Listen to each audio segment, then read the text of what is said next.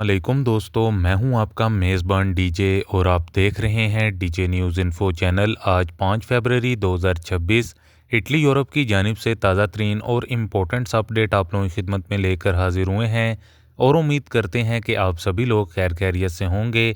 जितने भी भाइयों ने चैनल को सब्सक्राइब किया हुआ है उनका तहे दिल से शुक्रिया अदा करते हैं, और जो इस टाइम पर चैनल पर नए आए हैं उनसे यही गुजारिश है कि चैनल को लाजमी तौर पर सब्सक्राइब करें और साथ में दिए गए बेल के ऑप्शन को प्रेस करके ऑल करें, ताकि हमारी हर नई आने वाली वीडियो का नोटिफिकेशन आप लोगों तक सबसे पहले पहुंचता रहे।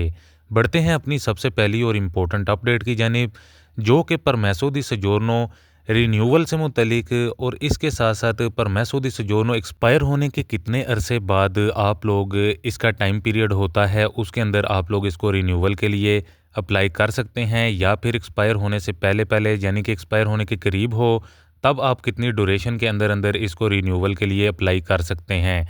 तो ये तमाम तर तफसीलात आज की इस वीडियो में देंगे। वीडियो को हरगिज़ स्किप मत करिएगा, काफ़ी ज़्यादा इन्फॉर्मेटिव वीडियो है, तो वीडियो को मुकम्मल देखिएगा। तो दोस्तों, सबसे पहले तो आप लोगों को बताते चलें कि अगर आप लोगों के पास येलो परमेसो दी सजोर्नो है तो एक्सपायर होने से पहले यानी कि 60 दिन के अंदर अंदर आप लोग इसको अप्लाई कर सकते हैं रिन्यूअल के लिए। बाकी इसके बाद जितनी भी परमेसो दी सजोर्नो है जो कि नॉर्मल हैं, तो उनको आप लोग 90 डेज़ यानी कि 3 माह के अंदर अंदर आप लोग इसको रिन्यूअल के लिए अप्लाई कर सकते हैं, यानी कि एक्सपायर होने की डेट से पहले पहले। इसके अलावा अगर आपकी सजोर्नो एक्सपायर हो चुकी है और उसका जो टाइम ड्यूरेशन है वो ये है कि 2 माह के अंदर अंदर आप लोगों ने इसको रिन्यूअल के लिए अप्लाई करना होता है, और ज़्यादा से ज़्यादा जो अरसा है वो 6 माह से ज़्यादा ऊपर ना जाए, यानी कि 6 माह से पहले पहले ही आप लोगों ने इसको करना है रिन्यूअल के लिए। अगर 6 माह से ऊपर हो जाता है टाइम ड्यूरेशन एक्सपायर होने के बाद, तो फिर आप लोगों के लिए आगे चलकर काफ़ी ज़्यादा मसले मसाइल होते हैं रिन्यूअल से मुतलिक। तो दोस्तों, परमेसो दी सजोर्नो रिन्यूअल और एक्सपायर से मुतलिक काफ़ी लोगों के इसमें काफ़ी ज़्यादा डाउट होते हैं। काफ़ी लोगों को इससे मुतलिक कोई भी इंफॉर्मेशन नहीं होती है कि एक्सपायर होने से पहले कितनी देर में आप लोग इसको रिन्यूअल करवा सकते हैं, या फिर एक्सपायर होने के बाद कितनी टाइम के बाद आप लोग इसको रिन्यू करवा सकते हैं, यानी कि जो टाइम ड्यूरेशन होता है, जो लिमिट होती है। तो दोस्तों, उम्मीद करते हैं कि आपको इस वीडियो के ज़रिए समझ आ गई होगी। मज़ीद अगर किसी भाई का कोई इससे मुतलिक सवाल वगैरह हुआ तो वो ज़रूर कमेंट करके पूछ सकता है, आप लोगों को डिटेल बता दी जाएगी। इसके अलावा अपनी नेक्स्ट अपडेट आप लोगों के साथ शेयर करेंगे। इटली में इमिग्रेशन के तमाम रिकॉर्ड टूट गए, 3 सालों में 12 लाख नए तारकीन वतन की आमद, जबकि इतालवी शहरी मुल्क छोड़ने पर मजबूर। इटली के अदारे शुमारियात के मुताबिक बताया गया है कि इतालवी आबादी में होने वाली बड़ी तब्दीलियों का पर्दाफाश कर दिया गया है। साल 2024 में इटली ने 2 मतज़ाद रिकॉर्ड कायम किए हैं। एक तरफ गैर मुल्कियों की आमद में तारीखी इजाफा हुआ है, तो दूसरी तरफ इतालवी नौजवानों का मुल्क छोड़ना जो कि अरूज पर है। आप लोगों को बताते चलें कि गैर मुल्कियों की रिकॉर्ड आमद हुई है। सिर्फ साल 2024 में 4,51,000 तारकीन वतन कानूनी तरीके से इटली में दाखिल हुए, जो 2008 के बाद सबसे बड़ी तादाद है। बांग्लादेशी जो हैं वो सैर फहरिस्त हैं। गुज़िश्ता 3 सालों में 12 लाख तारकीन वतन इटली आए।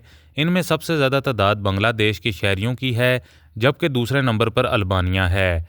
इसके अलावा आप लोगों को बताते चलें कि इतालवी शहरी क्यों इटली को छोड़ रहे हैं। जहां गैर मुल्की इटली आ रहे हैं, वहीं 2024 में 1,56,000 इतालवी शहरी अच्छी नौकरियां और तनख्वाहों की तलाश में इटली छोड़कर दूसरे ममालिक चले गए। ये अब तक का सबसे बड़ा रिकॉर्ड है। इटली की आबादी तेज़ी से तब्दील हो रही है।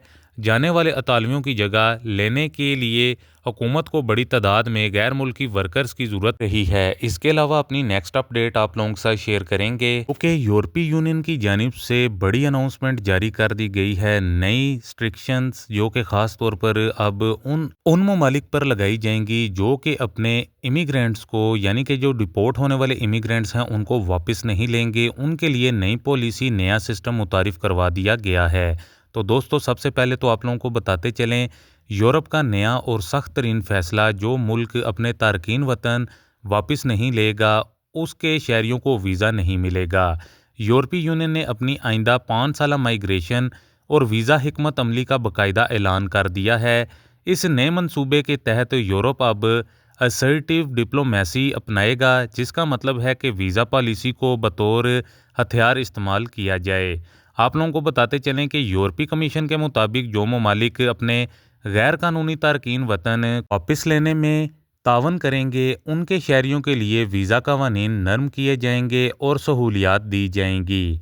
तावन ना करने वालों पर पाबंदियाँ आयद की जाएंगी। जो ममालिक अपने डिपोर्ट होने वाले शहरियों को कबूल करने से इनकार करेंगे या फिर सुस्ती दिखाएंगे, तो इन पर सख्त वीज़ा पाबंदियाँ लगा दी जाएंगी। इन पाबंदियों में शामिल वीज़ा फ़ी में इजाफ़ा, दरख्वास्त की प्रोसेसिंग का वक्त बढ़ा देना, मल्टी एंट्री वीज़ों का खात्मा, रिटर्न हब्स। यूरोपीय यूनियन यूरोप से बाहर रिटर्न हब्स बनाने पर भी गौर कर रही है, जहां मुस्तरदशुदा दरख्वास्त गुजारों को वापस भेजा जा सकेगा। अब किसी भी मुल्क के आम शहरियों को यूरोपीय वीज़ा मिलने का अंसार इस बात पर होगा कि उनकी हुकूमत यूरोप से डिपोर्ट होने वाले अपने लोगों को वापस लेने में कितना तावन करती है। तो दोस्तों, ये एक नई बड़ी पॉलिसी जो कि यूरोपीय यूनियन अब आइंदा आने वाले टाइम पीरियड के अंदर अपनाने जा रही है। अगर इस पॉलिसी में आपके होम कंट्री यानी कि जिस मुल्क से दरख्वास्त गुजार आ रहा है, उसके होम कंट्री में जो ख़ास तौर पर डिपोर्टेशन से मुतलिक जो अफराद होंगे, उनको अगर एक्सेप्ट नहीं करेंगे, तो वहाँ पर जो वीज़ा पॉलिसियाँ हैं वो बहुत ज़्यादा सख्त कर दी जाएंगी। तो दोस्तों, ये एक बड़ी अपडेट जारी हुई है। इसके अलावा अपनी नेक्स्ट अपडेट आप लोगों के साथ शेयर करेंगे। यूनान के एक जजीरा च्यूम के करीब एक होलनाक हादसा एक बार फिर से पेश आया है, जिसमें तारकीन वतन की कश्ती और यूनानी कोस्ट गार्ड के जहाज़ के दरमियान तसादम हुआ है। इस हादसे के नतीजे में कम अज़ कम 14 अफराद हलाक हो गए हैं, जबकि मुतअद्दिद अफराद अब भी लापता बताए जा रहे हैं।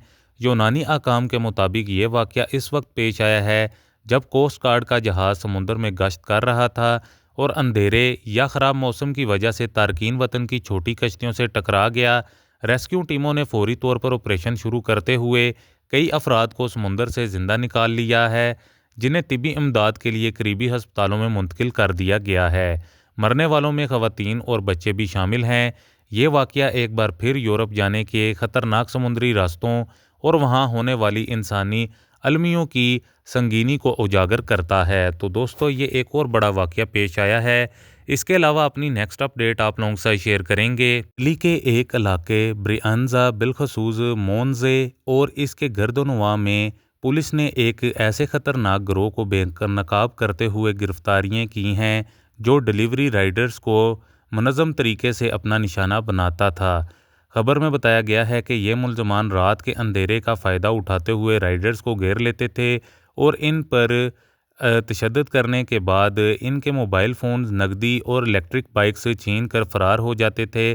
पुलिस की तहकीकात और सीसीटीवी फुटेज की मदद से इस गिरोह के कारिंदों को अब पकड़ लिया गया है, जिन पर अब डकैती और जिस्मानी नुकसान पहुंचाने के संगीन इल्ज़ामात आयद किए गए हैं।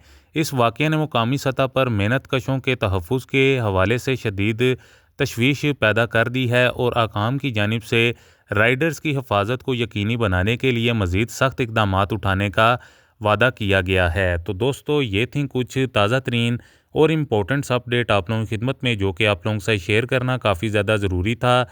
उम्मीद करते हैं कि आपको हमारी आज की ये ताज़ा तरीन और इम्पोर्टेंट अपडेट पसंद आई होगी। वीडियो को ज़्यादा से ज़्यादा लाइक और शेयर करें। मज़ीद मिलते हैं किसी और इम्पोर्टेंट अपडेट में, तब तक के लिए अपना ख्याल रखें और हमें दुआओं में याद रखें। अल्लाह हाफिज़।